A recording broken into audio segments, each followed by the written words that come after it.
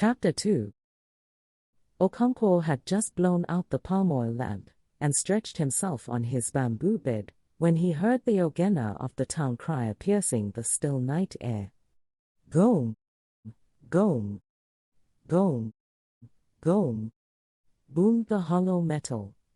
Then the crier gave his message, and at the end of it beat his instrument again. And this was the message. Every man of Umuofia was asked to gather at the marketplace tomorrow morning. Okonkwo wondered what was amiss, for he knew certainly that something was amiss. He had discerned a clear overtone of tragedy in the crier's voice, and even now he could still hear it as it grew dimmer and dimmer in the distance. The night was very quiet.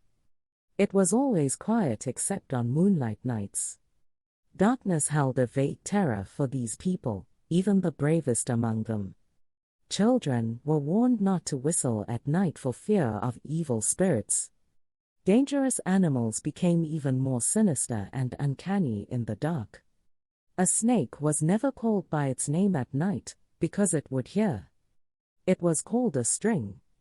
And so on this particular night, as the crier's voice was gradually swallowed up in the distance, silence returned to the world, a vibrant silence made more intense by the universal trill of a million forest insects.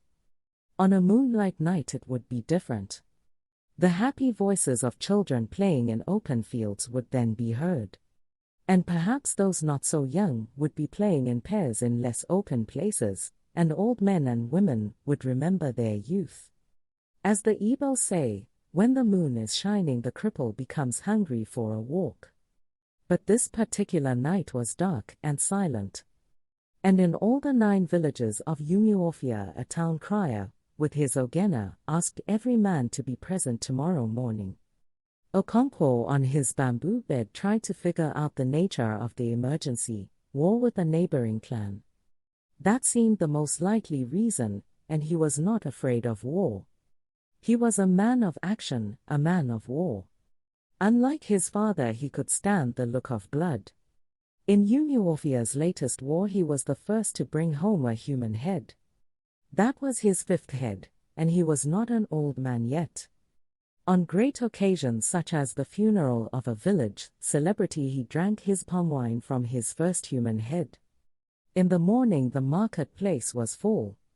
There must have been about 10,000 men there, all talking in low voices. At last Obuefi Ezugo stood up in the midst of them and bellowed 4 times, Umuofia Kwenyu, and on each occasion he faced a different direction and seemed to push the air with a clenched fist. And 10,000 men answered yeah. Each time. Then there was perfect silence. Obuefi Ezugo was a powerful orator, and was always chosen to speak on such occasions. He moved his hand over his white head, and stroked his white beard. He then adjusted his cloth, which was passed under his right armpit and tied above his left shoulder. Umuofia Kwenyu, he bellowed a 5th time, and the crowd yelled in answer. And then suddenly, like one possessed, he shot out his left hand and pointed in the direction of Mbaino, and said through gleaming white teeth firmly clenched, "Those sons of wild animals have dared to murder a daughter of Umuofia?" He threw his head down and gnashed his teeth, and allowed a murmur of suppressed anger to sweep the crowd. When he began again, the anger on his face was gone, and in its place a sort of smile hovered, more terrible and more sinister than the anger. And in a clear, unemotional voice he told Umuofia how their daughter had gone to market at Mbaino and had been killed. That woman, said Ezugo, was the wife of Obuefi Udo, and he pointed to a man who sat near him with a bowed head. The crowd then shouted with anger and thirst for blood. Many others spoke, and at the end it was decided to follow the normal course of action. An ultimatum was immediately dispatched to Mbaino asking them to choose between war, on the one hand, and on the other the offer of a young man and a virgin as compensation. Umuofia was feared by all its neighbors. It was powerful in war and in magic, and its priests and medicine men were feared in all the surrounding country. Its most potent war medicine was as old as the clan itself. Nobody knew how old. But on one point there was general agreement: the active principle in that medicine had been an old woman with one leg. In fact, the medicine itself was called Agadi Noi, or Old Woman. It had its shrine in the center of Umuofia, in a cleared spot. And if anybody was so foolhardy as to pass by the shrine after dusk, he was sure to see the old woman hopping about. And so the neighboring clans, who naturally knew of these things, feared Umuofia, and would not go to war against it without first trying a peaceful settlement. And in fairness to Umuofia, it should be recorded that it never went to war unless its case was clear and just, and was accepted as such by its oracle, the oracle of the hills and the caves. And there were indeed occasions when the oracle had forbidden Umuofia to wage a war. If the clan had disobeyed the oracle, they would surely have been beaten, because their dreaded Agadi Noi would never fight what the Igbo call a fight of blame. But the war that now threatened was a just war. Even the enemy clan knew that. And so when Okonkwo of Umuofia arrived at Mbaino, as the proud and imperious emissary of war, he was treated with great honor and respect, and 2 days later he returned home with a lad of 15 and a young virgin. The lad's name was Ikemfuna, whose sad story is still told in Umuofia unto this day. Their elders, Ondichi, met to hear a report of Okonkwo's mission. At the end they decided, as everybody knew they would, that the girl should go to Ogbuefi Udo to replace his murdered wife. As for the boy, he belonged to the clan as a whole, and there was no hurry to decide his fate. Okonkwo was, therefore, asked on behalf of the clan to look after him in the interim. And so for 3 years Ikemfuna lived in Okonkwo's household. Okonkwo ruled his household with a heavy hand. His wives, especially the youngest, lived in perpetual fear of his fiery temper, and so did his little children. Perhaps down in his heart Okonkwo was not a cruel man.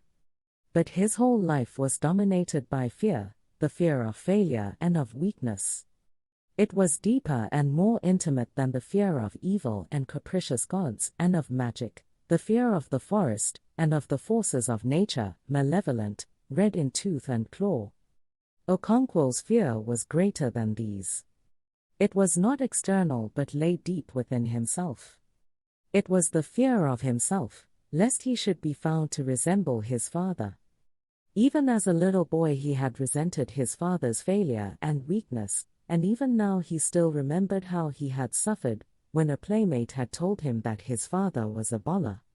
That was how Okonkwo first came to know that a bola was not only another name for a woman, it could also mean a man who had taken no title. And so Okonkwo was ruled by one passion: to hate everything that his father Anoka had loved. One of those things was gentleness and another was idleness. During the planting season Okonkwo worked daily on his farms, from cockcrow until the chickens went to roost. He was a very strong man and rarely felt fatigue. But his wives and young children were not as strong, and so they suffered. But they dared not complain openly. Okonkwo's first son, Nwoye, was then 12 years old but was already causing his father great anxiety for his incipient laziness. At any rate, that was how it looked to his father, and he sought to correct him by constant nagging and beating. And so Nwoye was developing into a sad-faced youth. Okonkwo's prosperity was visible in his household. He had a large compound enclosed by a thick wall of red earth. His own hut, or obi, stood immediately behind the only gate in the red walls. Each of his 3 wives had her own hut, which together formed a half-moon behind the obi. The barn was built against one end of the red walls, and long stacks of yams stood out prosperously in it. At the opposite end of the compound was a shed for the goats, and each wife built a small attachment to her hut for the hens. Near the barn was a small house, the medicine house or shrine, where Okonkwo kept the wooden symbols of his personal god and of his ancestral spirits. He worshipped them with sacrifices of kola nut, food and palm wine, and offered prayers to them on behalf of himself, his 3 wives and 8 children. So when the daughter of Umuofia was killed in Ambaino, Ikemefuna came into Okonkwo's household. When Okonkwo brought him home that day, he called his most senior wife and handed him over to her. He belongs to the clan, he told her. So look after him.